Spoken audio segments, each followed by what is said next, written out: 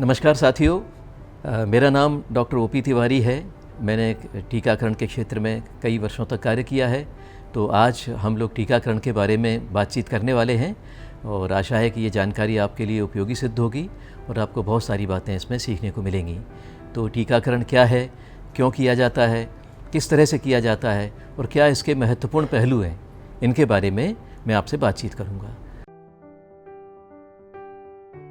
इस प्रशिक्षण को पूर्ण करने के बाद आप सीखेंगे कि टीकाकरण क्या है और इसका महत्व राष्ट्रीय टीकाकरण कार्यक्रम, वैक्सीन को सुरक्षित रखने हेतु शीत श्रृंखला व वीवीएम का उपयोग तथा सही प्रक्रिया, आवश्यक संदेश और सुरक्षा उपायों के साथ टीकाकरण कैसे किया जाता है।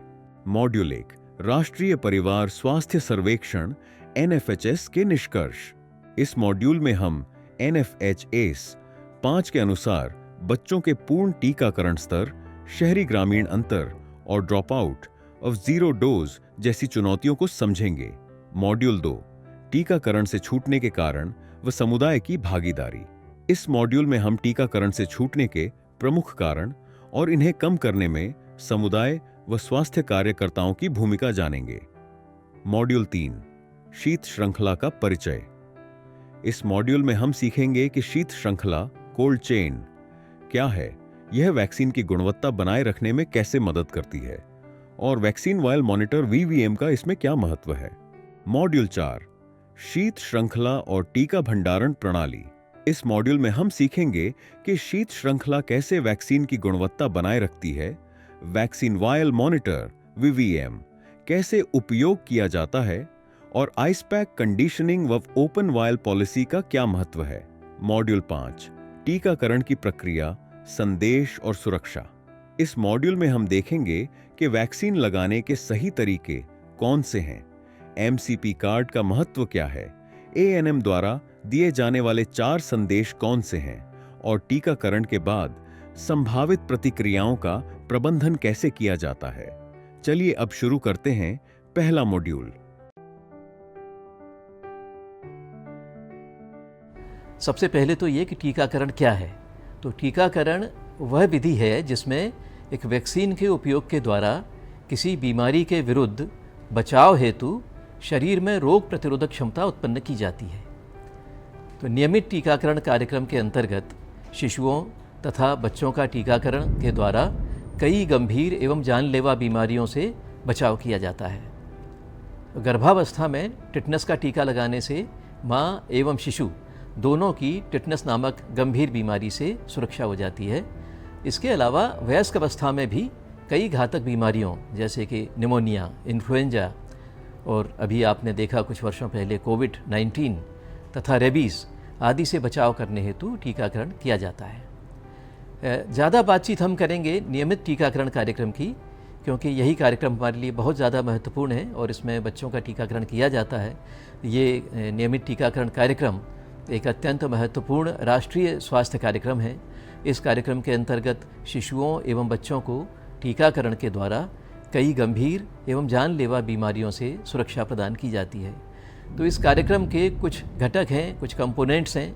एक तो राष्ट्रीय टीकाकरण सारणी है, एक शीत श्रृंखला है जिसे हम कोल्ड चेन कहते हैं, लाभार्थियों का सूचीकरण या ड्यू लिस्टिंग कहते हैं, टीकाकरण सत्रों का आयोजन करना होता है और टीकाकरण के पश्चात हो सकने वाले विपरीत प्रभाव एवं उनके प्रबंधन के बारे में बातचीत की जाती है। इसके अलावा भी कुछ महत्वपूर्ण प्रश्न हैं, कुछ बिंदु हैं जिनके बारे में हम लोग चर्चा करेंगे। सबसे पहले मैं ये बताना चाहता हूँ कि टीकाकरण कार्यक्रम के अंतर्गत हम लोग मध्य प्रदेश में 9 वैक्सीन इस्तेमाल करते हैं और ये 9 वैक्सीन 11 तरह की बीमारियों से सुरक्षा प्रदान करती है। तो जैसा कि आप इस चार्ट में देखेंगे, पहली वैक्सीन होती है BCG जो क्षय रोग से बचाव करती है और ये 1 वर्ष की उम्र तक दी जा सकती है। दूसरी हेपेटाइटिस B, ये पीलिया रोकने के लिए काम आती है और ये जन्म के 24 घंटे के अंदर बच्चे को देनी होती है।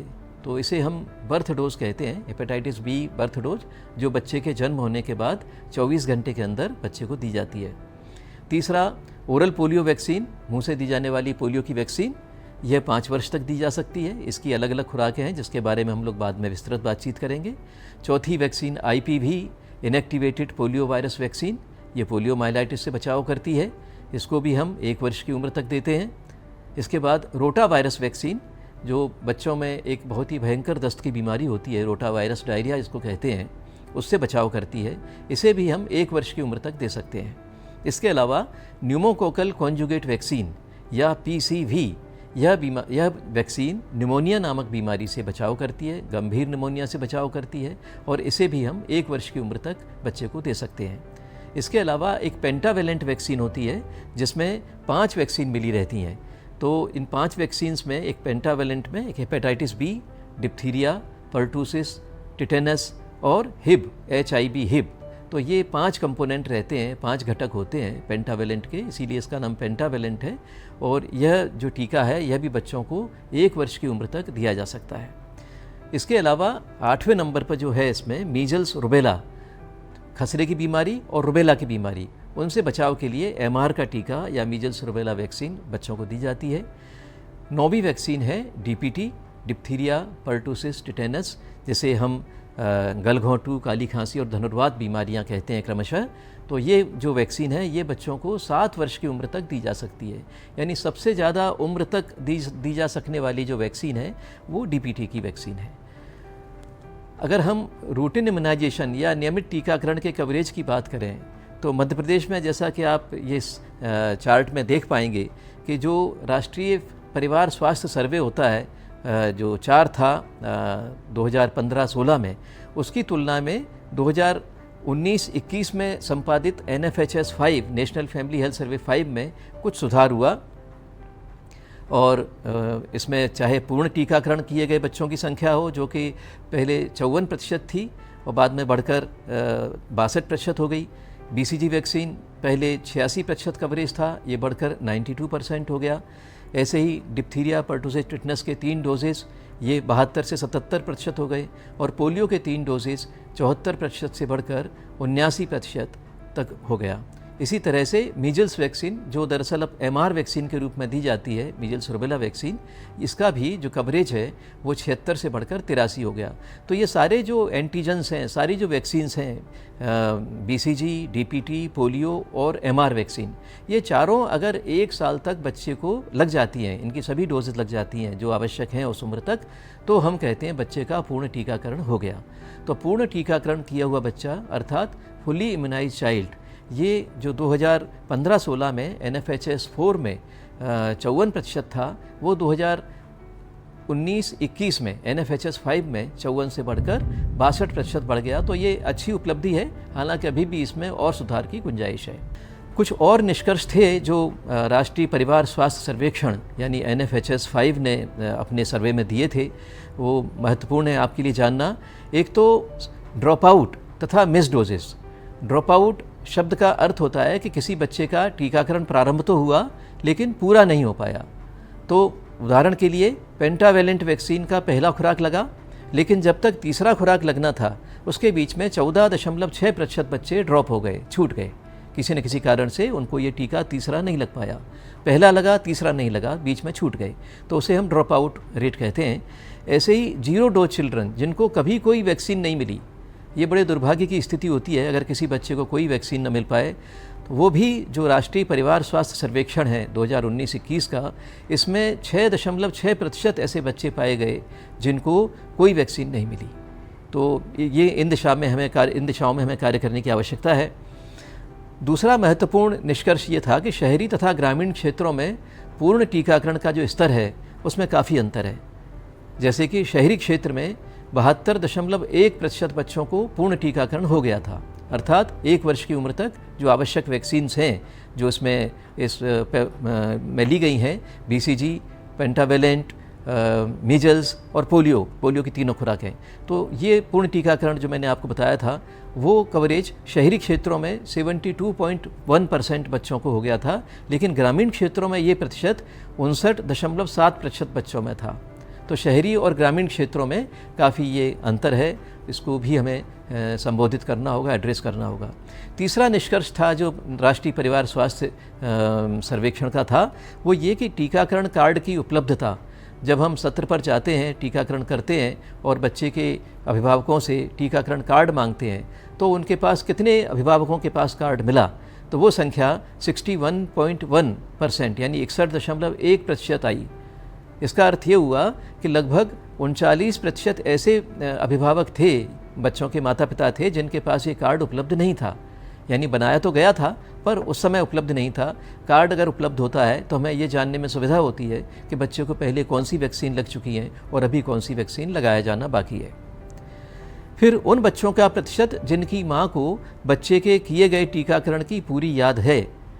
अब अगर कार्ड नहीं भी है, लेकिन अगर बच्चे की माँ या बच्चे के पिता रिकॉल कर सकते हैं, याद कर सकते हैं कि बच्चे को कौन से टीके पहले लगे हुए हैं, तो उनका प्रतिशत केवल 27.4 था। आमतौर पर लोग भूल जाते हैं, इसीलिए कार्ड में लिखा जाता है और कार्ड को साथ रखना जरूरी होता है। इस मॉड्यूल में हमने जाना कि टीकाकरण शरीर को बीमारियों से बचाने हेतु रोग प्रतिरोधक क्षमता विकसित करता है। नियमित टीकाकरण कार्यक्रम के अंतर्गत शिशुओं व बच्चों को 9 वैक्सीन दी जाती हैं, जो 11 बीमारियों से सुरक्षा देती हैं, जैसे BCG, hepatitis B, OPV, IPV, rotavirus PCV, pentavalent, MR और DPT, NFHS 4 2015 से 16 से NFHS 5 2019 से 21 के बीच पूर्ण टीकाकरण कवरेज 54% से बढ़कर 62% हुआ। चुनौतियां बनी हुई हैं। 14.6% बच्चे ड्रॉप आउट, 6.6% जीरो डोज, शहरी ग्रामीण अंतर और केवल 61% कार्ड उपलब्धता। बेहतर जागरूकता और रिकॉर्ड प्रबंधन से इन अंतरालों को दूर करना आवश्यक है।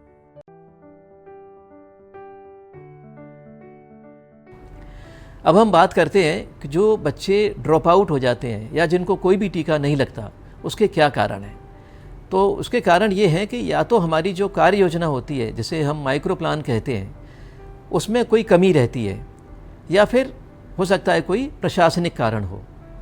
कुछ क्षेत्रों को टीकाकरण सत्र योजना में शामिल नहीं किया गया हो सकता है कई ऐसी जगह हों जहाँ पर लोग रहने लगे हों, लेकिन उसे हमने अपने टीकाकरण के कार्य योजना में शामिल नहीं किया, या फिर हमारा जो टीकाकरण का समय है वो हितग्राहियों के लिए असुविधाजनक है, उस समय वो उपलब्ध नहीं है, तो बच्चों को कैसे लाएंगे। उदाहरण के लिए अगर हम 12 बजे से और 2 बजे के बीच में टीकाकरण करेंगे तो बहुत सारे लोग अपने काम पर चले जाते हैं सुबह और शाम को देर से आते हैं, वो अपने बच्चों को नहीं ला पाते, इस कारण उनके बच्चे ड्रॉप आउट हो जाते हैं। एक और कारण ये हो सकता है कि हमारे किसी विशेष क्षेत्र में किसी कारण से स्वास्थ्य कार्यकर्ताओं की कमी हो। तो ये 3 कारण ऐसे हैं जो प्रशासनिक कारण हो सकते हैं। इसके अलावा एक और महत्वपूर्ण कारण है कि जो हमारे पास मानव संसाधन उपलब्ध हैं, उनका अगर हम संपूर्ण उपयोग नहीं करते तो वो भी एक महत्वपूर्ण कारण बन जाता है। जैसे अगर हमने 1 महीने में केवल 3 या 4 या 5 दिन अपने सत्र आयोजित किए, बाकी 25 दिन दूसरे कार्य किए, तो हो सकता है कि हमारे कुछ क्षेत्रों में हम लोग टीकाकरण करने नहीं जा पाएँ। ये बहुत कम स्थिति होगी जब किसी व्यक्तिगत कारण से स्वास्थ्य कार्यकर्ता टीकाकरण न करें, अन्यथा सामान्यतः सभी स्वास्थ्य कार्यकर्ता अपनी तरफ से पूरे प्रतिबद्धता के साथ टीकाकरण करते हैं, किंतु उनकी सेवाओं को हम लोग अधूरी उपयोग न करें, उनको हम जितना संभव हो उतना ज़्यादा क्षेत्रों में जाकर टीकाकरण सत्र आयोजित करवाने के लिए प्रोत्साहित करें, ताकि ये कारण न रहे बच्चों के ड्रॉप आउट होने का। कई क्षेत्रों के लिए एक ही सत्र स्थल नियत करना ये एक और ये महत्वपूर्ण कारण है जिसके कारण बच्चे ड्रॉप आउट हो जाते हैं या कोई डोज नहीं मिलती बच्चों को। ऐसा कब होता है? ऐसा तब होता है जब हमारे ग्रामीण क्षेत्रों में, आदिवासी क्षेत्रों में जो मजरे हैं, टोले हैं, फलिए हैं, अगर हमने एक बड़े गांव के कई सारे मजरे, टोले या फलियों को मिलाकर किसी एक बड़ी जगह पर टीकाकरण सत्र आयोजित कर दिया, तो सारे लाभार्थी वहाँ पर नहीं आ पाते किसी न किसी कारण से। इसलिए ज़रूरी है कि हम टीकाकरण सत्रों को इस तरह से उनकी योजना बनाएं कि लाभार्थियों के निकटतम जगह पर वो उपलब्ध हो जाए टीका और बच्चे उससे लाभ ले सकें। तो ये महत्वपूर्ण बात थी। इसके अलावा और भी कुछ कारण हैं, जैसे हमारे जो विभाग के जो वरिष्ठ अधिकारी हैं, हो सकता है किसी कारण से उनकी निगरानी या पर्यवेक्षण में कमी रही हो, जिसके कारण नीचे के स्तर पर कार्यकर्ताओं का मनोबल पर फ़र्क पड़ा हो और हम प्रोत्साहित नहीं कर पा रहे हैं कार्यकर्ताओं को टीकाकरण करने के लिए। इसके अलावा ये भी हो सकता है कि हमारे जो स्वास्थ्य कार्यकर्ता हैं उनमें किसी विशेष टीके के प्रति उसकी प्रॉपर ट्रेनिंग नहीं हुई है, प्रशिक्षण नहीं हुआ है, या उनकी जानकारी का अभाव है। तो ये कारण के चलते हो सकता है कि टीका न लगाया गया हो बच्चों को। तीसरा कारण ये भी हो सकता है कि समुदाय में जानकारी का अभाव, और आप देखेंगे आगे हम लोग बात करेंगे इस बारे में कि ये एक बड़ा कारण है। जो हमारे समुदाय हैं, चाहे वो ग्रामीण क्षेत्रों में हो या शहरी क्षेत्रों में, लोगों में इस बात का अभाव है कि टीकाकरण करने से कितने फ़ायदे होते हैं, टीकाकरण करने से बच्चों को कितनी बीमारियों से हम बचा सकते हैं। तो जो प्रचार प्रसार है वो अगर पर्याप्त हो, और सबसे अच्छा प्रचार प्रसार वो होता है जिसमें कि हमारे स्वास्थ्य कार्यकर्ता अपने समुदाय के साथ संवाद स्थापित करते हैं, प्रत्यक्ष संवाद स्थापित करते हैं, चर्चा करते हैं। चौथा महत्वपूर्ण कारण है टीकाकरण के बाद बच्चे को हो सकने वाली तकलीफ़ों का भय। तो स्वास्थ्य कार्यकर्ताओं द्वारा अगर टीकाकरण करते समय अगर बच्चे के अभिभावकों को अगर ये बता दिया जाए कि टीका लगने के बाद हो सकता है जहाँ टीका लगा है वहाँ जो चमड़ी है, त्वचा है, थोड़ी लाल हो जाए, मामूली सूजन आ सकती है, हल्का बुखार आ सकता है, तो कोई परेशान होने की ज़रूरत नहीं है। उसको हमें स्वास्थ्य कार्यकर्ता को दिखाएं और उसका आवश्यकता अनुसार प्रबंधन किया जा सकता है, लेकिन उससे परेशान होने की ज़रूरत नहीं है। तो कई सामान्य प्रतिक्रियाएं होती हैं, इसके बारे में हमारे स्वास्थ्य कार्यकर्ता यदि लाभार्थियों को बता दें, बच्चों के माता पिता को बता दें, तो वो परेशान नहीं होते। तो जब कोई छोटी मोटी इस तरह की घटना हो जाती है और अगर बच्चे के अभिभावकों को ये जानकारी नहीं है कि ये हो सकती है, तो उससे अन्य लोगों पर भी प्रतिकूल प्रभाव पड़ता है। तो ये जो भय है कि टीका लगने के बाद में बच्चे को तकलीफ़ होगी, बच्चे को सूजन आएगी, बहुत तकलीफ़ हो जाएगी और सब काम खराब हो जाएंगे, इलाज कराना पड़ेगा, तो ये भय जो हो सकता है ये भी एक कारण होता है कई बार कि ग्रामीण क्षेत्रों में, आदिवासी क्षेत्रों में माता पिता बच्चों को टीकाकरण कराने के लिए नहीं लाते हैं।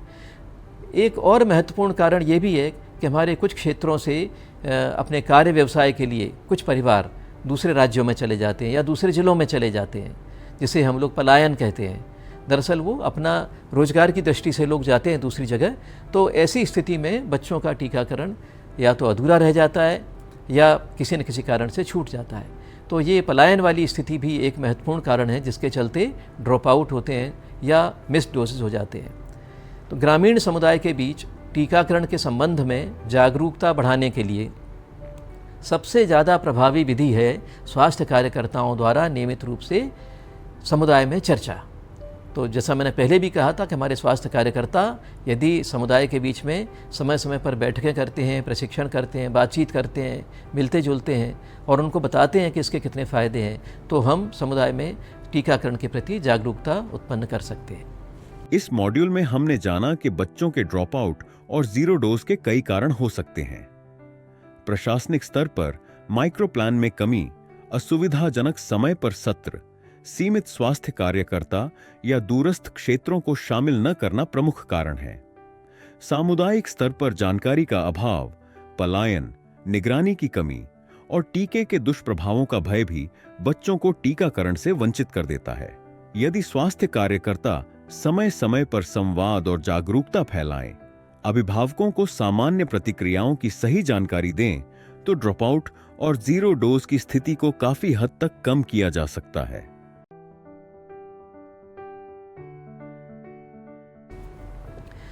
इन बातों के बाद अब मैं महत्वपूर्ण एक जो विषय है उस पर चर्चा करूंगा, वो है शीत श्रृंखला अर्थात कोल्ड चेन एवं वैक्सीन वायल मॉनिटर। आप में से कई साथी जानते होंगे कि हमारे टीके तभी सही कार्य करते हैं जब उन्हें एक विशेष तापक्रम पर रखा जाए। तो शीत श्रृंखला है क्या?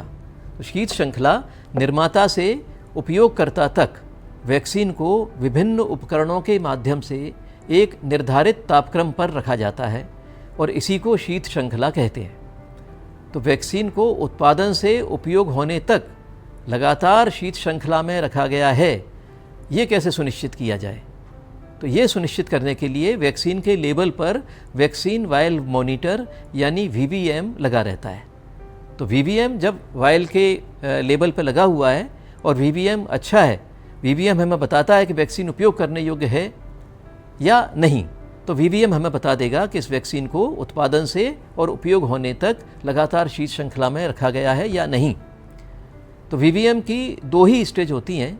एक स्टेज होती है उपयोग करने लायक, जिसे हम यूजेबल स्टेज कहते हैं, और दूसरी स्टेज होती है अनुपयोगी अर्थात अनयूजेबल। तो ये 2 स्टेज वीवीएम की होती हैं। इसके बारे में हम लोग और बातचीत करेंगे, लेकिन मैं आपको ये एक चार्ट दिखाना चाहता हूँ जिसमें ये है कि कितने सारे उपकरण उत्पादन से लेके और उपयोग होने तक, उत्पादक से उपभोक्ता तक इसमें शामिल रहते हैं। जहाँ वैक्सीन बनती है वहाँ से हवाई जहाज़ से इसे बड़े बड़े स्टोर्स में लाया जाता है, बड़े स्टोर से छोटे स्टोर में लाया जाता है, वहाँ से फिर जो इंसुलेटेड वैन्स होती हैं उनके द्वारा फिर से जो हमारे जिला चिकित्सालय, उसके बाद फिर सामुदायिक स्वास्थ्य केंद्र, प्राथमिक स्वास्थ्य केंद्र, और वहाँ से फिर वैक्सीन कैरियर के द्वारा अंत में गर्भवती महिला एवं शिशु के पास तक ले जाया जाता है। तो ये पूरी कोल्ड चेन है और उद्देश्य यही है कि जो हमारी सभी वैक्सीन्स हैं उनका टेम्परेचर 2 से 8 डिग्री सेल्सियस के बीच में रहे, जहाँ बनी थी वहाँ से और जहाँ उपयोग हो रही है वहाँ तक। अब हम देखते हैं कि उपयोग करने योग्य यानी यूजेबल तथा उपयोग न करने योग्य यानी अनयूजेबल वैक्सीन कौन सी है और वो वीवीएम कौन सा है।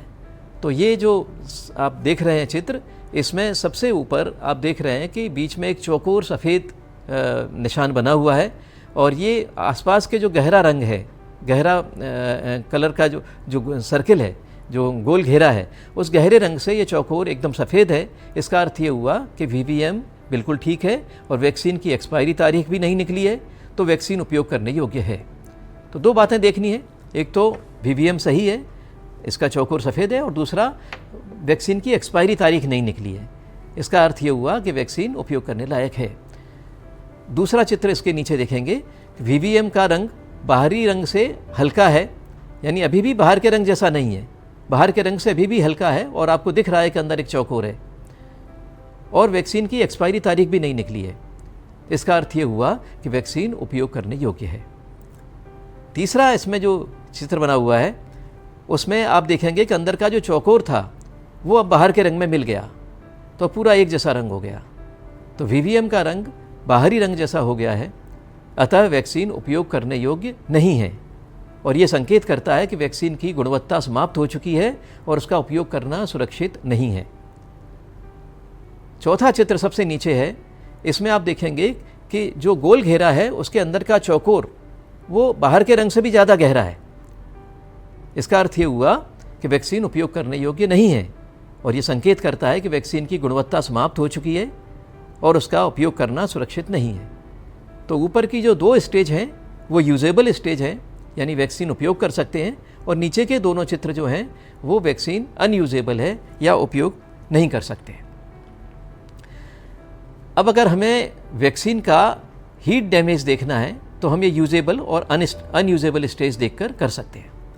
इस मॉड्यूल में हमने जाना कि वैक्सीन को 2 से 8 डिग्री तापमान पर शीत श्रृंखला में रखना जरूरी है, और इसकी स्थिति वैक्सीन वायल मॉनिटर यानी वीवीएम से जांची जाती है।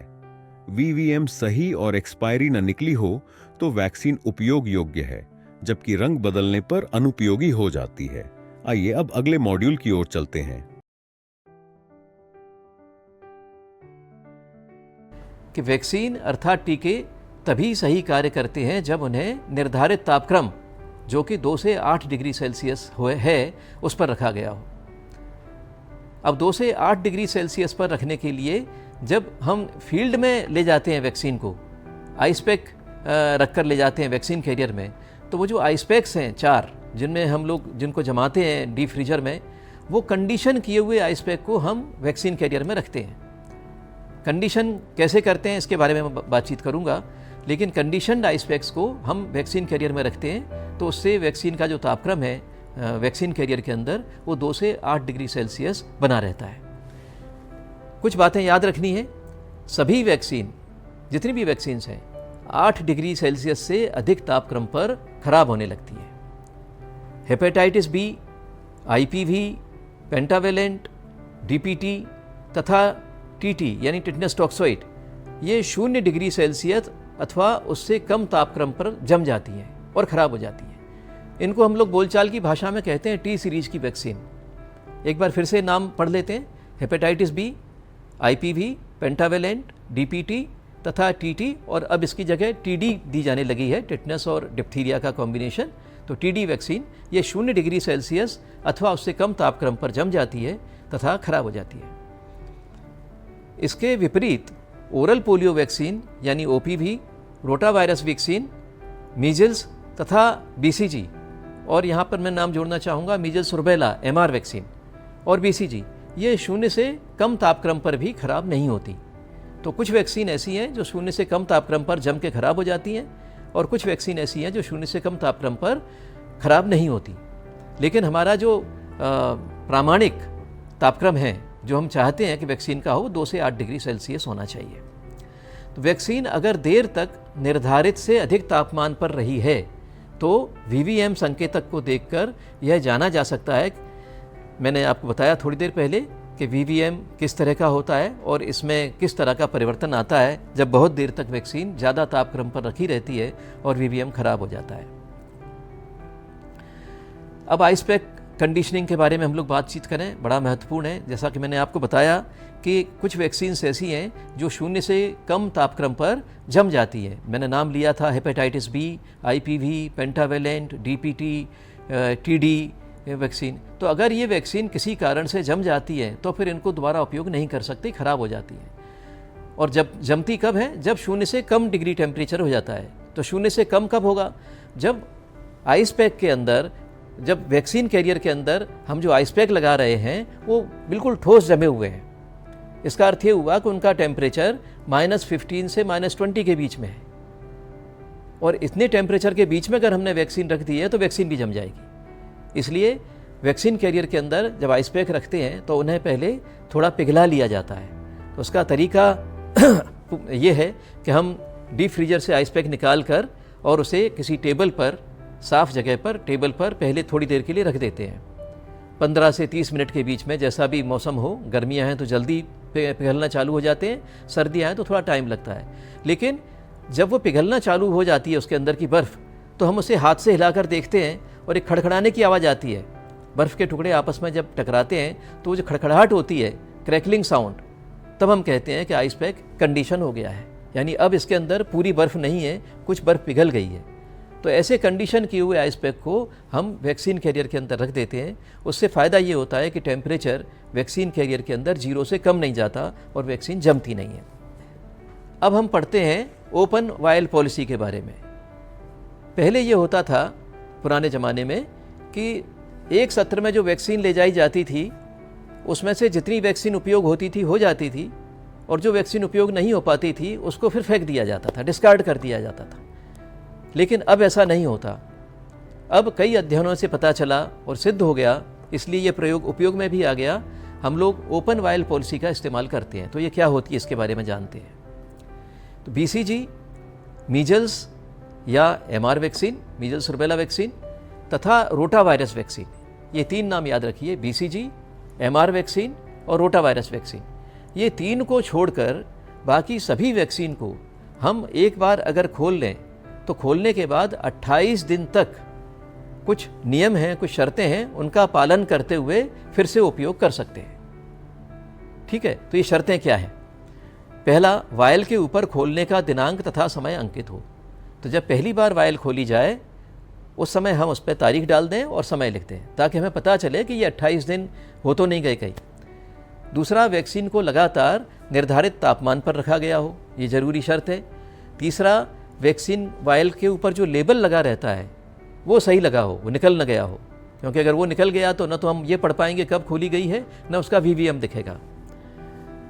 चौथा बिंदु है इसमें, चौथी शर्त है कि वैक्सीन एक्सपायरी तारीख के अंदर हो, उसकी एक्सपायरी नहीं हुई हो, वीवीएम उपयोग के लिए ठीक हो, वायल पानी के अंदर न डूबी हो, वायल का सेप्टम यानी रबर का भाग जहाँ से हम नीडल डालकर वैक्सीन को निकालते हैं, तो वो सेप्टम गंदा ना हो। वो सेप्टम अगर गंदा होगा तो वो परेशानी हो जाएगी, तो वो सेप्टम साफ़ हो। और आखिरी शर्त है, वायल के अंदर कोई बाहरी कण, कचरा आदि न दिख रहा हो। तो अगर हम ये शर्तें, इन शर्तों का पालन करते हैं तो हम वैक्सीन को फिर से उपयोग कर सकते हैं। 28 दिनों तक उपयोग कर सकते हैं और कई बार उपयोग कर सकते हैं, सिर्फ 3 वैक्सीन को छोड़कर, बीसीजी, एमआर वैक्सीन तथा रोटावायरस वैक्सीन। इस मॉड्यूल में आपने सीखा, शीत श्रृंखला। वैक्सीन तभी असरदार रहती है जब उसे 2 से 8 डिग्री तापमान पर रखा जाए। ज्यादा गर्म होने पर यह खराब हो जाती है। वैक्सीन की संवेदनशीलता हेप बी, आईपीवी, पेंटावेलेंट, डीपीटी और टीटी ठंड में जमकर खराब हो जाते हैं, जबकि ओपीवी, रोटावायरस, मीजल्स और बीसीजी ठंड में भी सुरक्षित रहते हैं। Ice pack conditioning. फ्रीजर से निकाले गए आइसपैक को थोड़ी देर बाहर रखकर हल्का पिघलाया जाता है। फिर इन्हें वैक्सीन कैरियर में रखने से अंदर का तापमान 2 से 8 डिग्री पर बना रहता है। Open vial policy BCG, measles और रोटावायरस को छोड़कर बाकी वैक्सीन एक बार खोलने के बाद 28 दिन तक उपयोग में लाई जा सकती है, अगर उन्हें सही तापमान और नियमों के साथ रखा जाए। आइए बढ़ते हैं अगले मॉड्यूल की ओर। एमसीपी कार्ड आपने देखा होगा, टीकाकरण कार्ड जिसे कहते हैं। इसमें कुछ महत्वपूर्ण जानकारियां रहती हैं, बच्चे को कब टीका लगना है, कब टीका लगा, तो उससे माता पिता को भी मालूम रहता है कि बच्चे को कितने टीके अब तक लग चुके हैं और कितने टीके और टीका आगामी किस तारीख को लगेगा। तो ये बर्थ डोज से प्रारंभ होता है, उसके बाद 6 वीक्स यानी 6 सप्ताह का जब बच्चा हो जाता है तब जो टीके लगते हैं उसके इसमें जगह चिन्हित रहती है, कॉलम बना रहता है। उसके बाद 10 सप्ताह वाला कॉलम रहता है, फिर ऐसे ही 14 सप्ताह वाला कॉलम रहता है, और इसमें ऊपर चिन्ह रहता है कि किस तारीख को लगना है, और नीचे सफ़ेद कलर की जो पट्टी दिख रही है वो रहता है कि किस तारीख को टीका लगा। तो इस तरह की जानकारियाँ टीकाकरण कार्ड में रहती हैं। आप स्वयं टीकाकरण कार्ड को देखेंगे तो स्वतः समझ जाएंगे, और ये 16 वर्ष की उम्र तक ये टीकाकरण कार्ड उपयोगी रहता है। इसमें विटामिन ए के बारे में भी जानकारी अंकित करने के लिए स्थान रहता है। तो जैसा मैंने बताया कि इसमें हर एक वैक्सीन के ऊपर एक चिन्ह रहता है, एक पट्टी रहती है जिसमें हम तारीख लिख सकते हैं कि इस तारीख को, यानी बच्चे के माता पिता को ये बता दिया जाता है कि इस तारीख को बच्चे को आगामी तारीख को टीकाकरण के लिए लाना है। फिर वो जिस तारीख को लाते हैं वो तारीख ये सफ़ेद वाले भाग में जो वैक्सीन लिखा हुआ है उसके नीचे जो सफ़ेद पोर्शन है वहाँ पर हम लिखते हैं। कोशिश तो यही होनी चाहिए कि जो तारीख ऊपर लिखी गई थी उसी तारीख को वैक्सीन लग जाए, लेकिन कभी कभी ऐसा होता है किसी कारण से माता पिता बच्चे को टीकाकरण के लिए उस तारीख को नहीं ला पाते, तो नीचे जो चिन्ह है उसमें हम, स्थान है उसमें हम वो तारीख डाल देते हैं। मैंने बताया कि अगली वैक्सीन की तारीख, due date for next dose वो हम ऊपर लिखते हैं गुलाबी भाग में, और नीचे date on which vaccine given, यानी जिस तारीख को वैक्सीन दी गई वो सफ़ेद वाले भाग में लिखते हैं। उदाहरण के लिए अगली तारीख 17/6/2015 थी, लेकिन टीका लगा 24/6/2015 को। तो इस तरह से हम जानकारी इसमें अंकित करते हैं। अब हम एक महत्वपूर्ण विषय पे आते हैं, वो है राष्ट्रीय टीकाकरण सारणी। और हम लोगों ने इन नारों का उपयोग समय समय पर किया है। समझदारी दिखाएं, अपने बच्चे का संपूर्ण टीकाकरण कराएं, सही उम्र पर सही टीका, बाल स्वास्थ्य का सरल तरीका। तो राष्ट्रीय टीकाकरण सारणी को खास तौर पर मध्य प्रदेश के परिप्रेक्ष्य में मैं प्रस्तुत कर रहा हूँ। एक महत्वपूर्ण नारा था जो हमने कई बार इस्तेमाल किया, और ये ग्रामीण क्षेत्रों में बड़ा असरकारक था कि 5 साल 7 बार छूटे न टीका एक भी बार। तो 5 साल में अगर हम 7 बार बच्चे को टीकाकरण करते हैं, 7 बार ले जाते हैं टीकाकरण कराने के लिए, तो सारे टीके बच्चे का संपूर्ण टीकाकरण हो जाता है।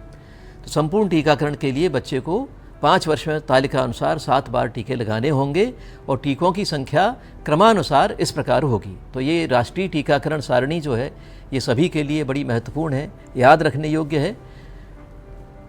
सबसे पहली बार यानी जब बच्चा जन्म लेता है उस समय, तो आप ये कॉलम्स देखेंगे चार्ट में, पहली बार जन्म के समय, तो जन्म के समय 3 टीके बच्चे को दिए जाते हैं। एक बीसीजी का टीका, दूसरा ओरल पोलियो वैक्सीन, और इसको हम 0 डोज कहते हैं, ओरल पोलियो वैक्सीन की 0 डोज। तीसरी वैक्सीन है hepatitis B. Hepatitis B birth dose, जन्म के समय की डोज। तो ओरल पोलियो वैक्सीन 0 डोज और हेपेटाइटिस बी बर्थ डोज। इसके अलावा बीसीजी वैक्सीन। तो ये 3 टीके बच्चे को जन्म के समय दिए जाते हैं। दूसरी बार यानी जब बच्चा 6 सप्ताह का हो जाता है, बोलचाल की भाषा में कहें तो लगभग 1.5 महीने का, उस समय बच्चे का टीकाकरण किया जाता है। उस समय 5 टीके बच्चे को लगते हैं। आप देख रहे हैं आगे संख्या लिखी हुई है 5। एक तो ओपीवी, और ओपीवी के पहले बी लिखा हुआ है। बी का अर्थ है बाइवेलेंट। पोलियो की 3 वैरायटी होती हैं, 3 स्ट्रेन्स होती हैं, P1, P2, P3।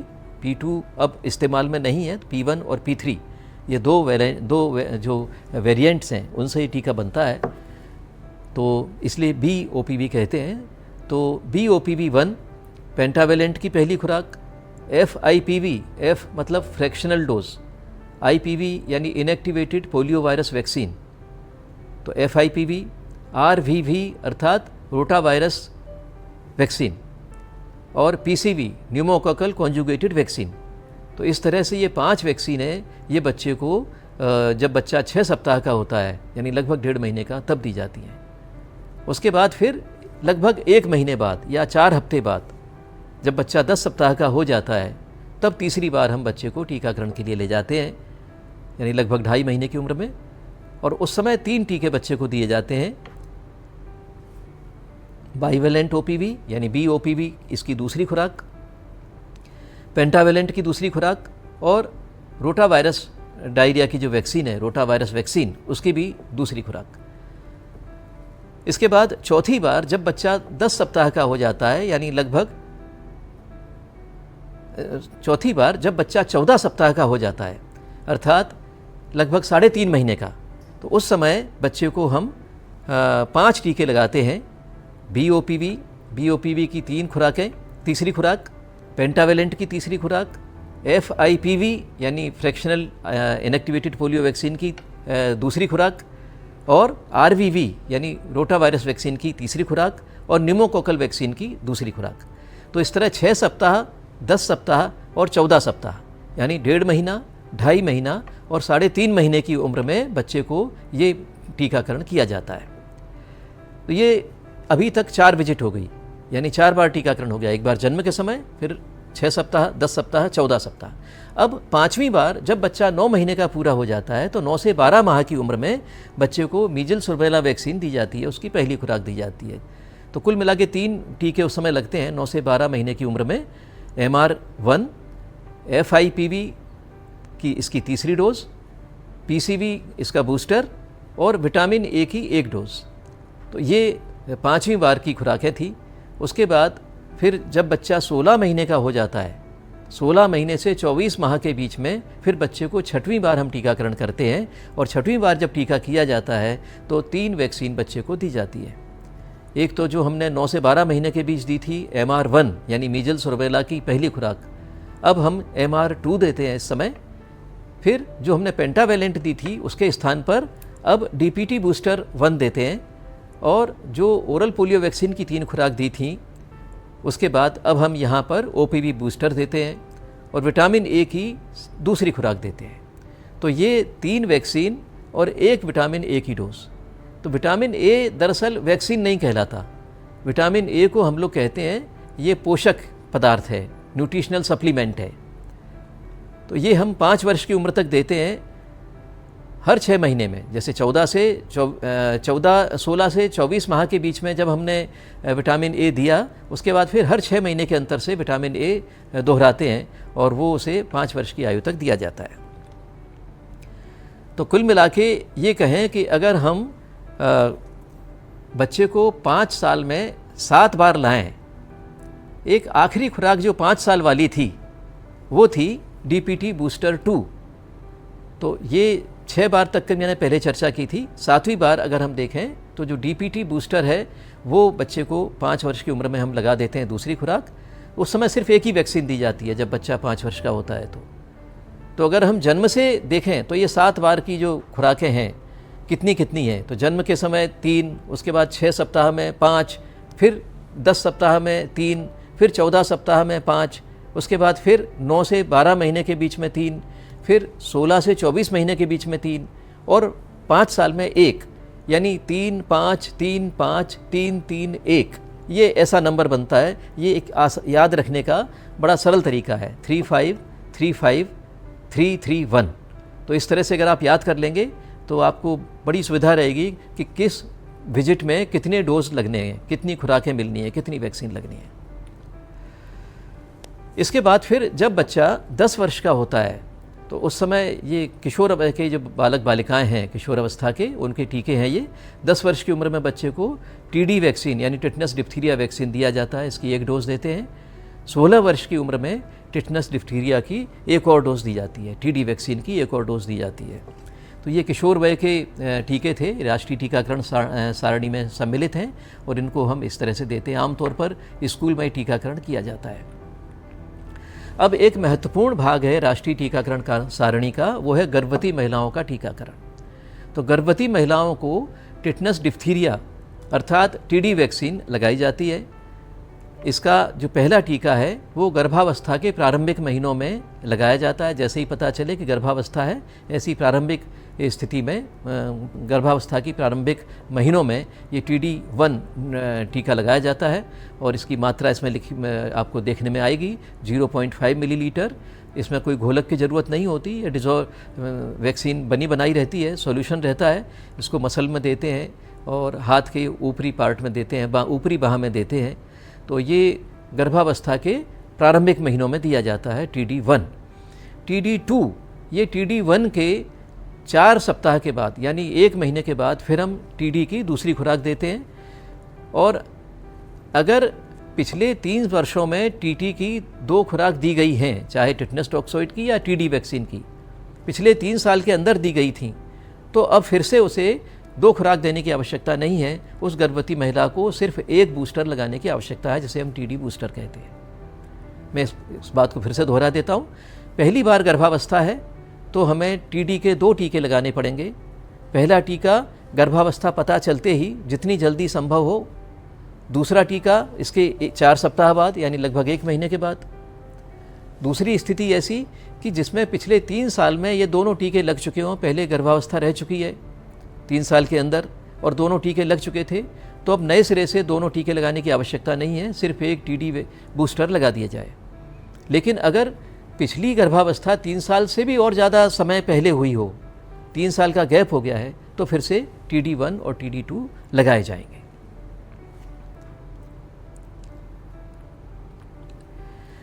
अब हम बात करते हैं कि वैक्सीन्स को इंजेक्शन के द्वारा किस तरह से लगाया जाता है। त्वचा की जो बाहरी परत होती है इसे हम कहते हैं इंट्राडर्मल। तो जो हमारी त्वचा है, बच्चे की त्वचा तो और भी पतली होती है और भी नाजुक होती है, उसकी सबसे बाहरी परत, उसमें जब टीका लगाते हैं तो उसे इंट्राडर्मल कहते हैं। उसके बाद त्वचा के ठीक नीचे, त्वचा की जितनी मोटाई है उसके ठीक नीचे जब टीका लगाते हैं तो उसे सबकुटेनियस कहते हैं। और मांसपेशी में जब टीका लगाते हैं मसल में तो उसे हम इंट्रामस्कुलर कहते हैं। तो 3 डोज है, 3 रूट हैं टीके लगाने के, इंट्राडर्मल, सबकुटेनियस और इंट्रामस्कुलर। अब जन्म के समय जो हम 3 डोज देते हैं बच्चों को, जो मैंने आपको संख्या बताई थी, इसमें आपको चार्ट में पूरी जानकारी देखने को मिलेगी कि हम इसे कब तक दे सकते हैं। तो जन्म के समय ओरल पोलियो वैक्सीन की 0 डोज जो थी, ये हम बच्चे को 15 दिन की उम्र तक दे सकते हैं। उसके बाद फिर इसका कोई उपयोग नहीं होता। तो अगर 15 दिन के पहले ही हम दे पाए तो हम OPV यानी ओरल पोलियो वैक्सीन की 0 डोज बच्चे को देंगे। 2 बूंद दवा पिलाई जाती है तो सॉल्यूशन होता है, इसको घोलने की ज़रूरत नहीं रहती, मुंह से पिला देते हैं बच्चे को। तो एक तो ये वैक्सीन है जन्म के समय। दूसरा हेपेटाइटिस B, इसकी बर्थ डोज दी जाती है। जैसा कि मैंने पहले कहा कि जन्म के 24 घंटे के अंदर इसको देना होता है, यानी अगर 24 घंटे निकल गए हैं तो उसके बाद देने से कोई फ़ायदा नहीं होता। तो कोशिश हमें यही करनी चाहिए कि हमारी संस्थाओं में जब प्रसव होते हैं तो 24 घंटे के अंदर ही हम बच्चे को हेपेटाइटिस B का बर्थ डोज दे दें, ताकि उसका उस भयानक पीलिया से बचाव हो। तीसरा BCG का टीका, इसकी जो खुराक है वो उम्र के अनुसार थोड़ी सी अलग है। 1 माह तक के बच्चे को हम 0.05 ml देते हैं और 1 माह से जब बच्चा बड़ा हो जाता है तो 0.1 ml देते हैं। तो ये BCG का टीका, जैसे कि मैंने लिखा है इसमें, कि 1 वर्ष की उम्र तक दिया जा सकता है। कोशिश तो हमें यही करनी चाहिए कि जन्म के समय दे दिया जाए। तो जन्म के समय जब देंगे तो 0.05 ml देंगे, 0.05 ml। लेकिन किसी कारण से अगर BCG जन्म के समय नहीं लगा है, 1 महीने बाद लग रहा है, तो 0.1 ml ये दिया जाएगा। इसको हमें घोलना पड़ता है। BCG का पाउडर आता है, नॉर्मल सलाइन में हम इसे डिज़ोल्व करके और त्वचा की बाहरी परत में लगाते हैं, जिससे कि एक निशान बन जाता है बाएं हाथ की ऊपरी भाग में, बाईं भुजा के ऊपरी भाग में। 6 सप्ताह में, यानी जब बच्चा 1.5 महीने का होता है, तो मैंने आपको बताया था कि उस समय 5 वैक्सीन दी जाती है। ओरल पोलियो वैक्सीन की पहली खुराक, रोटा वायरस की पहली खुराक, FIPV की पहली खुराक, न्यूमोकोकल कॉन्जुगेट वैक्सीन की पहली खुराक, पेंटावेलेंट वैक्सीन की पहली खुराक। इसकी पूरी विस्तृत जानकारी आपको जो सारणी है उसमें देखने को मिल जाएगी। उसके बाद 10 सप्ताह की उम्र में मैंने बताया आपको कि हम बच्चे को 3 वैक्सीन देते हैं। ओरल पोलियो वैक्सीन और रोटा वायरस वैक्सीन पिलाते हैं और पेंटावेलेंट वैक्सीन की 1 डोज देते हैं। 14 सप्ताह में फिर से 5 वैक्सीन, कितनी मात्रा देनी है, कहाँ देनी है, वो सारा आपको जो हमारी राष्ट्रीय टीकाकरण सारणी की तालिका है जो उपलब्ध है उसमें आप देख सकते हैं विस्तृत। 9 से 12 महीने की उम्र में मैंने आपको बताया था 3 वैक्सीन हम लोग देते हैं। पहला मीजल्स रुबेला वैक्सीन, ये वैक्सीन देने की अधिकतम आयु 5 वर्ष है। 5 वर्ष तक बच्चे को हम MR वैक्सीन यानी मीजल्स रुबेला वैक्सीन दे सकते हैं। 0.05 ml दी जाती है। डिस्टिल वाटर में इसके पाउडर को घोला जाता है और ये त्वचा के नीचे यानी सबकुटेनियस इसको दिया जाता है। तो त्वचा को उठाते हैं और उसके नीचे इसको हम दे सकते हैं।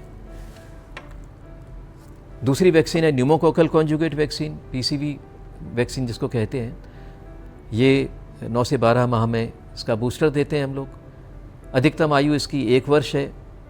डोज 0.5 ml, इसको हम मसल में देते हैं, मांसपेशी में देते हैं। तो आमतौर पर बच्चों को जो टीके लगाए जाते हैं मांसपेशी में, जैसे इसमें लिखा हुआ है अंतिम जो कॉलम है उसमें, दाईं जांघ के मध्य भाग में बाहर की ओर। तो बच्चों को हम जो इंट्रामस्कुलर इंजेक्शन देते हैं, मांसपेशियों में जो टीके लगाते हैं, वो जांघ में लगाते हैं और अग्र और पार्श्व इन दोनों के बीच में, एंटीरोलेटरल जिसे कहते हैं, वहाँ पर मध्य भाग में दिया जाता है इसे। FIPV तीसरी वैक्सीन है जो इस उम्र में दी जाती है। 9 से 12 माह की उम्र में, 1 वर्ष की उम्र तक दी जा सकती है। इसे हम दाईं भुजा के ऊपरी भाग में देते हैं। तो ये त्वचा की बाहरी परत में दी जाती है, इंट्राडर्मल। तो इंट्राडर्मल यानी त्वचा की बाहरी परत में दी जाने वाली 2 वैक्सीन है, एक BCG और दूसरा FIPV। सबकुटेनियस देने के लिए यानी त्वचा के ठीक नीचे देने वाली एक ही वैक्सीन है जिसे हम MR वैक्सीन कहते हैं, मीजल्स रुबेला वैक्सीन। अब अगर 6 सप्ताह की उम्र में जब हमने कहा कि बच्चे को 5 वैक्सीन देनी है, तो किस क्रम में देंगे? तो सबसे पहले हम ओरल वैक्सीन देते हैं बच्चे को। Oral polio vaccine, rota virus vaccine आप देख रहे हैं, एक आप तालिका में देखेंगे, प्रेजेंटेशन में देखेंगे, चित्र में।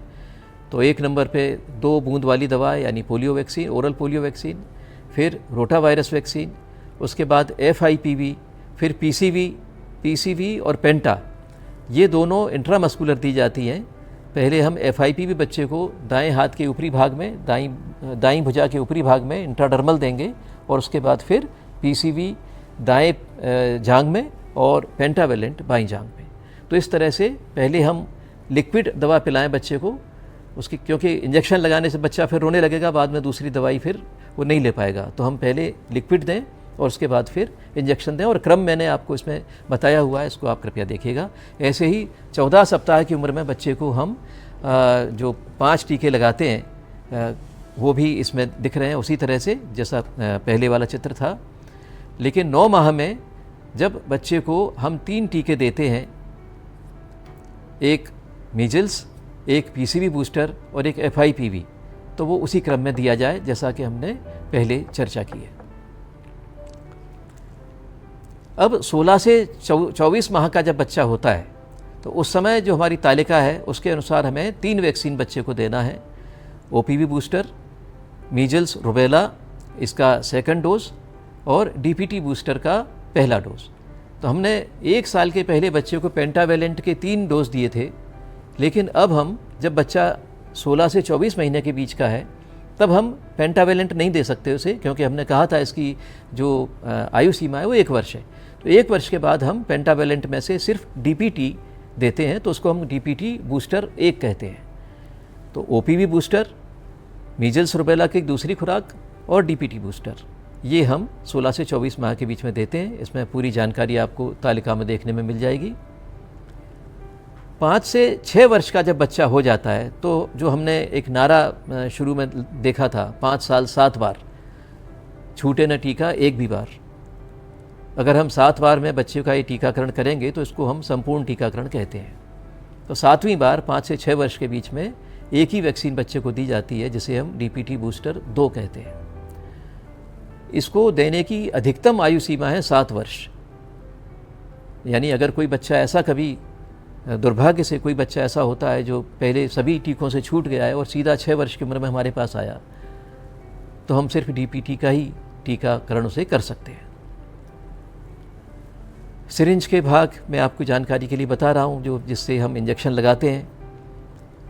बैरल होती है, निडल एडाप्टर होता है, प्लंजर होता है, तमाम सुई के भाग होते हैं। इसको हम तकनीकी शब्द जो हैं ये हम सबको जानकारी होनी चाहिए, नहीं तो हम लोग बोलचाल की भाषा में जो होता है कि बस सिरिंज को सिरिंज बोल देते हैं और सुई को सुई बोल देते हैं। लेकिन उसके जो तकनीकी शब्द है वो आप उनको सीख लीजिए कि जहाँ पर जो प्लास्टिक का पार्ट है निडल में, उसे हम हब कहते हैं। बीच वाला भाग जो मोटा होता है शेफ्ट कहते हैं, और जो सबसे आखिरी छोर रहता है बिल्कुल शार्प, तीखा, तिरछा कटा हुआ, उसे हम बेवल कहते हैं। तो हब, शेफ्ट और बेवल, ये 3 भाग सुई के होते हैं। 3 भाग मैंने आपको सिरिंज के बताए। प्लंजर जिसे हम पुश करते हैं और खींचते हैं, दैट इज़ प्लंजर। बैरल जिसमें वैक्सीन भरी जाती है, और निडल एडाप्टर यानी सिरिंज का वो भाग जहाँ पर निडल को निडल का हब इसमें लगाया जाता है। त्वचा के अंदर यानी इंट्राडर्मल इंजेक्शन लगाने का सही तरीका क्या है? तो मैंने आपको कहा कि बीसीजी और FIPV ये 2 टीके हमें बच्चे को इंट्राडर्मल लगाने हैं, यानी त्वचा के अंदर। इंट्राडर्मल त्वचा के नीचे नहीं, त्वचा के अंदर। तो सुई को लगभग 10 से 15 डिग्री के कोण से त्वचा के ठीक नीचे समानांतर रखते हुए 10 से 15 डिग्री के कोण से त्वचा के ठीक नीचे समानांतर रखते हुए इतना प्रविष्ट करें कि सुई का बेवल, जो मैंने आपको बताया थोड़ी देर पहले कि सुई का जो अंतिम भाग होता है इसे बेवल कहते हैं, उसको बेवल को पूरा स्किन के नीचे हम लोग एंटर कर दें, प्रविष्ट करें, और उसके पास का कुछ भाग भी अंदर चला जाए। केवल बेवल नहीं, थोड़ा सा सुई का भाग और अंदर चला जाए, जैसा इसमें चित्र में आप देख सकते हैं। और उसके बाद फिर प्लंजर को हल्का दबाव डालते हुए वैक्सीन इंजेक्ट करें। ऐसा करते समय थोड़ा सा रेजिस्टेंस, थोड़ा सा प्रतिरोध हमें महसूस होगा और त्वचा में एक छोटा सा उभार बन जाएगा, जो आप चित्र में देख रहे हैं। इंट्राडर्मल लगाने के बाद, इंजेक्शन लगाने के बाद, इंजेक्शन की जगह यानी त्वचा को मसलना नहीं चाहिए। इस बात को याद रखें कि जब हम इंट्राडर्मल इंजेक्शन लगाएं तो हम उस जगह को मसले नहीं। अब दूसरा जो रूट है वो है सबकुटेनियस। सबकुटेनियस का मैंने आपको बताया कि जो MR का टीका है, मीजल्स रूबेला का जो वैक्सीन है, उसे हम सबकुटेनियस लगाते हैं। चित्र में आप देख पाएंगे कि इसमें जो सिरिंज का, सुई का जो एंगल है वो 15 से ज़्यादा है, लगभग 45 डिग्री के करीब है। और इसमें त्वचा की जो बाहरी परत है और मांसपेशी के बीच में जो स्थान है त्वचा के ठीक नीचे वाला, वहाँ तक सुई गई है। तो ये सबकुटेनियस डोज कहलाता है मीजल्स रूबेला वैक्सीन के लिए। और तीसरा जो रूट है वो है इंट्रामस्कुलर। इसमें हम जो सुई है उसे त्वचा से ठीक 90 डिग्री के कोण पर रखते हैं, बिल्कुल सीधी, ताकि सुई सीधे मसल तक जाए, मांसपेशियों तक जाए। तो त्वचा के नीचे है, सबकुटेनियस भाग के भी नीचे है और सीधा मांसपेशी में गई हुई है, ये आप चित्र में देख सकते हैं। अगर हम इतना गहरा इंजेक्शन नहीं लगाएंगे, मांसपेशी में नहीं लगाएंगे, तो बच्चे को दर्द ज़्यादा होगा। अगर सुई बाहर रह जाएगी तो सूजन आएगी, दर्द ज़्यादा होगा। लेकिन अगर मांसपेशी में लगेगा इंजेक्शन तो वो सही रहेगा, बच्चे को तकलीफ भी कम होगी और उसका प्रभाव भी सही रहेगा। तो ये जैसा मैंने आपको तालिका में बताया था, hepatitis B, pentavalent, PCV, DPT, ये सारी टीके इंट्रामस्कुलर लगाए जाते हैं। अब जब बच्चे का टीकाकरण किया जाता है तो टीका लगाते समय और उसके बाद जो हमारे स्वास्थ्य कार्यकर्ता हैं उनको चाहिए कि बच्चे के माता पिता को ये संदेश दें। तो 4 महत्वपूर्ण संदेश हैं जिनकी जानकारी दी जानी चाहिए। पहला, आप कौन सा टीका दे रहे हैं, इससे किस बीमारी का बचाव होगा। तो माता पिता को ये जानना चाहिए, उनको उनकी जानकारी हो जानी चाहिए कि ये बच्चे को ओरल पोलियो वैक्सीन दवा पिलाई है, OPV पिलाई है। हो सकता है OPV नाम याद न रखें, लेकिन इतना याद रखेंगे कि पोलियो की दवाई पिला दी। दूसरा, टीका लगाने के बाद क्या सामान्य या प्रतिकूल प्रतिक्रियाएं हो सकती हैं और ऐसी स्थिति में क्या करना चाहिए, ये बात पहले से बता दें। जब इंजेक्शन लगा दिया, उसके बाद माता पिता को बताएं कि भैया या बहन जो भी जहाँ इंजेक्शन लगा है वहाँ चमड़ी थोड़ी लाल हो सकती है, मामूली सूजन आ सकती है, हो सकता है थोड़ा सा बुखार भी आ जाए। तो ये सामान्य बात है, असामान्य बात नहीं है, इसलिए आप परेशान ना हो। और ये बुखार एक दिन में अपने आप ठीक भी हो जाता है। तो इस तरह से हमें ये संदेश में पहले से बता देना चाहिए ताकि माता पिता परेशान ना हो। तो ये दूसरा बड़ा महत्वपूर्ण संदेश है, ये टीका लगाने के बाद क्या क्या सामान्य या प्रतिकूल प्रतिक्रियाएं हो सकती हैं और ऐसी स्थिति में क्या करना चाहिए। अगर ज़्यादा परेशानी लगे तो स्वास्थ्यकर्ता को चाहिए कि बच्चे के माता पिता से कहें कि अगर ज़्यादा परेशानी लगे तो हमसे संपर्क करें, हमें दिखाएं या पास के स्वास्थ्य केंद्र में ले जाएं। इसके बाद तीसरा बड़ा महत्वपूर्ण संदेश है कि अगले टीके के लिए बच्चे को कब लाना है और कहाँ लाना है।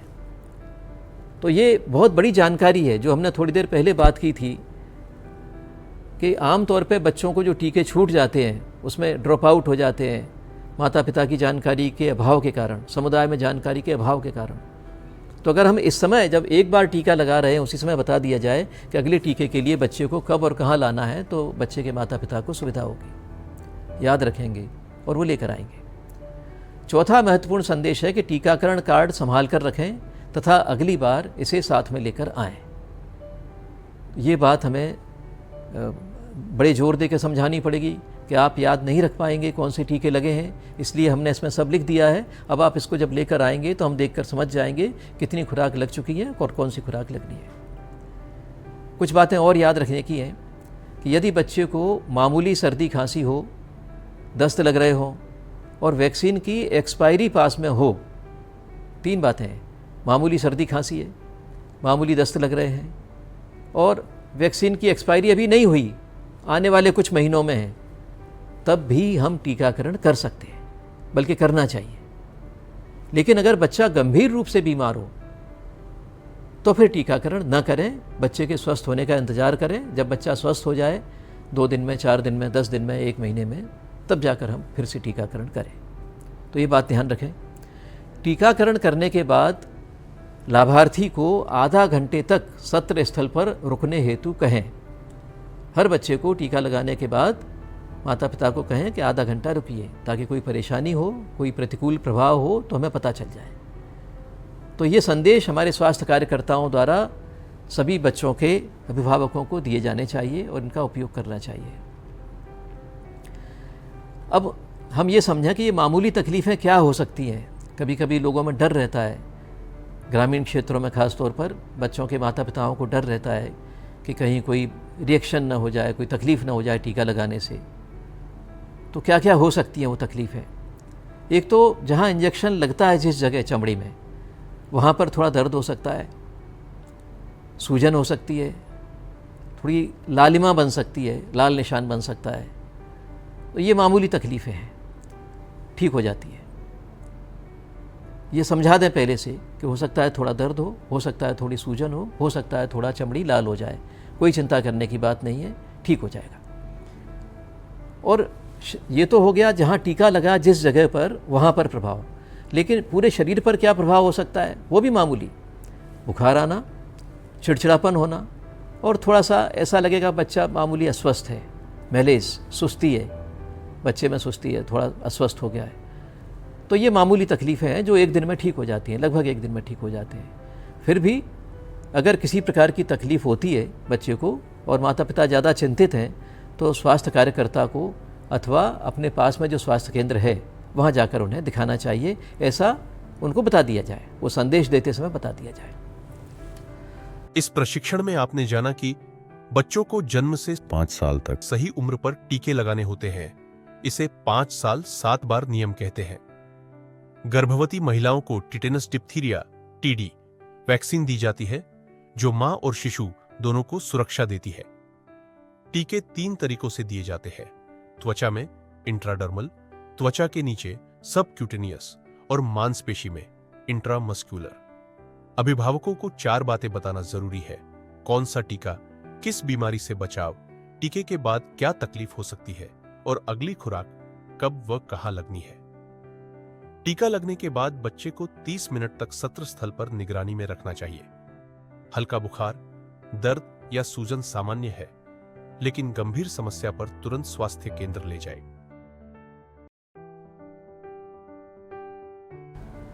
तो हमने बात की राष्ट्रीय टीकाकरण सारणी की।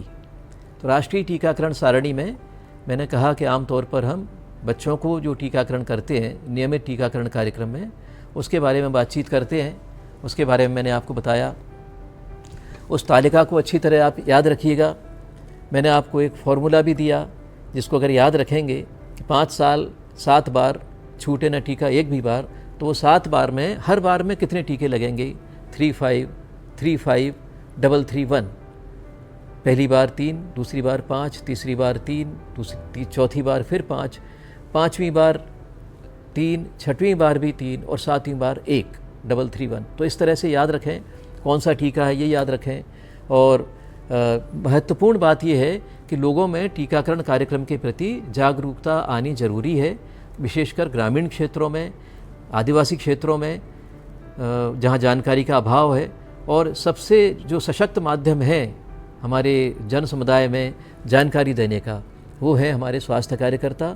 हमारे स्वास्थ्य कार्यकर्ता जितने हैं वो जब जन समुदाय से संपर्क करते हैं, बातचीत करते हैं, संवाद करते हैं, उस समय ये जानकारी दें कि टीकाकरण बच्चे को बीमार होने से रोकेगा, बचाव करेगा। तो इसके अलावा भी कुछ वैक्सीन होती हैं जो राष्ट्रीय टीकाकरण कार्यक्रम में हमने अभी जो टीकों की बात की, उसके अलावा भी दूसरे टीके उपलब्ध हैं। तो उसकी जानकारी भी मैं आपको दे रहा हूँ। उसमें एक होती है HPV वैक्सीन, और ये वैक्सीन जो है ये गर्भाशय ग्रीवा या सर्वाइकल कैंसर से बचाव के लिए इस्तेमाल की जाती है आमतौर पर। इसको बालिकाओं को और महिलाओं को दिया जाता है, लेकिन ये हमारे जो राष्ट्रीय टीकाकरण सारणी है उसमें नहीं है। यानी हमारे जो शासकीय स्वास्थ्य केंद्र हैं, प्राथमिक स्वास्थ्य केंद्र या सामुदायिक स्वास्थ्य केंद्र या जो भी शासकीय अस्पताल हैं, उसमें उपलब्ध नहीं है। ये निजी चिकित्सालयों में, निजी अस्पतालों में उपलब्ध होते हैं। तो लेकिन मैं आपकी जानकारी के लिए आपको बता रहा हूँ, बालक और बालिकाओं को ये दी जाती है वैसे, लेकिन आमतौर पर बालिकाएं और महिलाएं, उनको हम ये HPV वायरस से कभी कभी जो गर्भाशय ग्रीवा का जो कैंसर होता है उससे बचाव के लिए इसे हम देते हैं। इसमें आयु जो है बालिकाओं के लिए 9 से 14 वर्ष, 9 से 14 वर्ष की आयु में 2 डोज दिए जाते हैं, 0 डोज और 6 महीने पर। यानी 9 से 14 वर्ष की उम्र में जब भी पहला डोज लगेगा वो 0 डोज, और उसके बाद फिर 6 महीने बाद दूसरा डोज। तो एक तो ये बालिकाओं के लिए था 9 से 14 वर्ष की, और दूसरा महिलाओं को 15 से 45 वर्ष के उम्र में ये HPV का टीका दिया जा सकता है। 3 डोज होते हैं इसके, 0 डोज यानी जब 15 से 45 वर्ष के बीच में प्रारंभ करें तो पहला डोज को 0 डोज कहेंगे, फिर दूसरा डोज 2 महीने बाद और तीसरा डोज 6 महीने बाद। बच्चों में 9 से 14 साल के बीच में पहला डोज आज तो 6 महीने बाद दूसरा। महिलाओं में पहला डोज आज, फिर 2 महीने बाद दूसरा और 6 महीने बाद तीसरा। इस तरह 3 डोज महिलाओं को 15 से 45 वर्ष की उम्र में देते हैं। इस वैक्सीन से जो सर्वाइकल कैंसर है, गर्भाशय ग्रीवा का कैंसर, उससे बचाव होता है। पर ये जैसा कि मैंने बताया, उसको दोहरा रहा हूँ मैं कि ये हमारी जो शासकीय स्वास्थ्य संस्थाएं हैं उसमें उपलब्ध नहीं होता, क्योंकि राष्ट्रीय टीकाकरण सारणी में नहीं है। इसे हम निजी तौर पर उपयोग कर सकते हैं, लगा सकते हैं।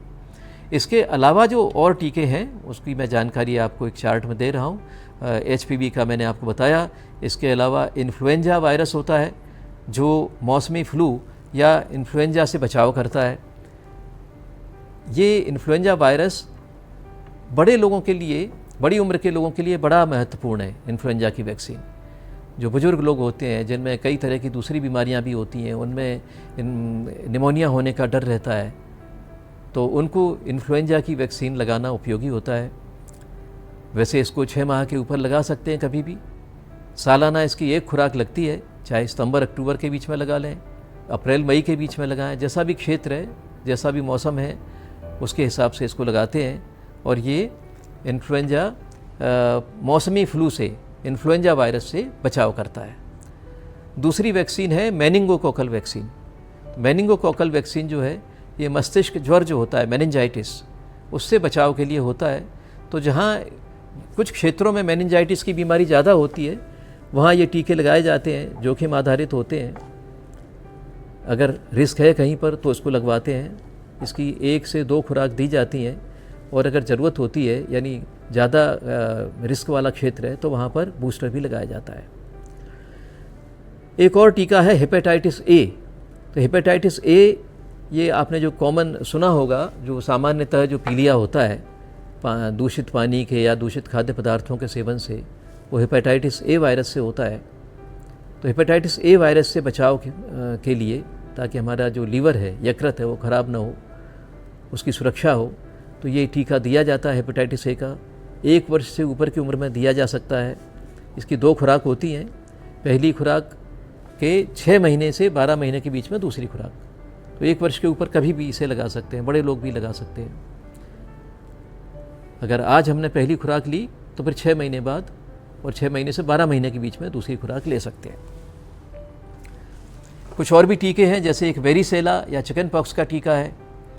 ये 12 से 15 महीने की उम्र में लगाते हैं इसे, और ये शासकीय हमारा जो फिर से दोहरा रहा हूँ इस बात को, राष्ट्रीय टीकाकरण सारणी में सम्मिलित नहीं है, निजी तौर पर इसे लिया जा सकता है। तो चेचक और वेरिसेला बीमारी से बचाव करता है। 12 से 15 माह के बीच में इसकी दूसरी खुराक दी जाती है। दूसरी खुराक इसकी 4 से 6 वर्ष की उम्र में दी जाती है। पहली खुराक 12 से 15 माह में और दूसरी खुराक 4 से 6 वर्ष की उम्र में दी जाती है। इसके अलावा टाइफाइड, ये बड़ी एक सामान्य बीमारी है, कॉमन डिजीज़ है हमारे क्षेत्रों में। इससे बचाव का भी टीका होता है, इसे टाइफाइड वैक्सीन कहते हैं। टाइफाइड बुखार का इससे बचाव होता है। 9 माह के ऊपर इसे दिया जा सकता है। इसको 1 खुराक देना पर्याप्त होता है। और जहाँ ज़्यादा टाइफाइड की बीमारी फैलती है, जहाँ ज़्यादा एंडेमिक एरिया होता है, जहाँ बहुत ज़्यादा टाइफाइड की बीमारी है, वहाँ पर हम 3 साल बाद इसका बूस्टर भी दे सकते हैं। तो टाइफाइड से बचाव के लिए भी वैक्सीन बाज़ार में उपलब्ध है। फिर एक और वैक्सीन है जो कुत्ते या जानवरों के काटने से रेबीज़ नाम की बीमारी होती है, उससे बचाव के लिए होती है, उसे रेबीज़ कहते हैं।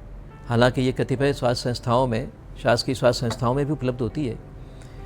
तो रेबीज़ को, लेकिन ये राष्ट्रीय टीकाकरण सारणी में नहीं है, यानी इसको नियमित तौर पे हम लोग इस्तेमाल नहीं करते। तो जब कोई खतरा होता है, यानी कोई कुत्ता ऐसा काट लेता है या जानवर कोई काट लेता है, तब हम लोग इसको इस्तेमाल करते हैं। तो ये इसका डोज जो है वो 0, 3, 7, 14, 28, यानी 0 का मतलब जिस दिन टीकाकरण प्रारंभ किया, कुत्ते ने आज सुबह काटा, आज ही प्रारंभ कर दिया, तो आज हमारा 0 डोज। फिर तीसरे दिन, फिर 7वें दिन, फिर 14वें दिन और फिर 28वें दिन। तो 0, 3, 7, 14, 28, ये इसका शेड्यूल है। इस तरह 5 डोज रेबीज़ वैक्सीन की होती हैं। इसको देने से कुत्ते या जानवर, जो जंगली जानवर होते हैं, उनके काटने से जो बीमारी होती है रेबीज़, उससे हम बचाव कर सकते हैं। इसके अलावा वयस्क लोगों को भी हम TDAP यानी टिटनस डिप्थीरिया का ये टीका है, या TD टिटनस डिप्थीरिया, ये हम अलग से दे सकते हैं। जहाँ खतरा ज़्यादा है वहाँ पर इस्तेमाल कर सकते हैं ऐसे। ये टिटनस का हिंदी में नाम होता है धनुष्टंकार, डिप्थीरिया जिसे गलघोंटू कहते हैं। तो ये बीमारियों से बचाव के लिए ये टीके होते हैं TDAP। और 10 से 12 वर्ष और या बड़े वयस्कों को भी हमसे दे सकते हैं 1 खुराक। तो इसको हम लोग इसके संबंध में जो मैंने बातचीत की आपसे, उसके संबंध में एक मल्टीपल चॉइस क्वेश्चन, प्रश्नोत्तरी भी हमने बनाई है। आप उसको हल करिएगा, बड़ी दिलचस्प है, आपको अच्छा लगेगा और आपका आत्मविश्वास बढ़ेगा। तो आप उस प्रश्नोत्तरी को भी हल करिएगा। आशा है आपको ये कार्यक्रम अच्छा लगा होगा, ये प्रशिक्षण अच्छा लगा होगा।